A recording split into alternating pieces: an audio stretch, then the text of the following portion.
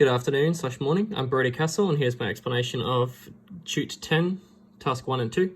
So we have a unity feedback system with a simple gain compensator, and we have to try and find a value of k to produce the fastest possible settling time with a 5% overshoot. So I've done that by first modeling the system, finding the poles, and then going ahead and find the breakaway points so I can find the root locus. I find that to be -1.5. And then go ahead and do the asymptote for the angles so I can draw the root locus properly. And with that, finding the dampening ratio so I can find the angle from the origin, which will cross into my desired pole.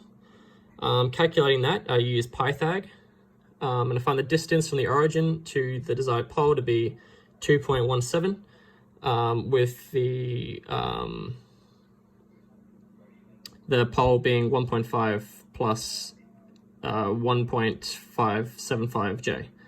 I then go ahead and find the settling time for the system, which is 2.667, and then I use all of these in my gain, which is using the general gain formula, 1 on G of S times H of S, which, subbing the original transfer function in, I find a value of 2.2 for my gain. But this doesn't actually match the questions, which I explain here. And this is the root locus for the system that I've drawn. So the poles, -1.5 plus 0.5J, plus and minus.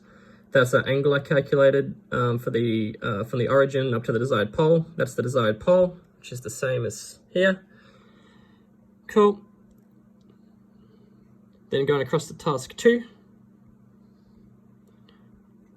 It's the same kind of thing, same kind of system, but we have to use the root locus to find the smallest positive value of k, ensuring that all the poles are real. So doing this, I found the poles again, and this one has a 0.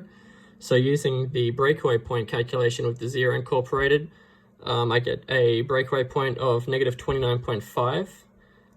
So from this, I use it to find I use the poles, the sum of the poles and zeros over the number of them to find the asymptote point for when the angles, where you can draw the angles on the plot to find your design or the drawing.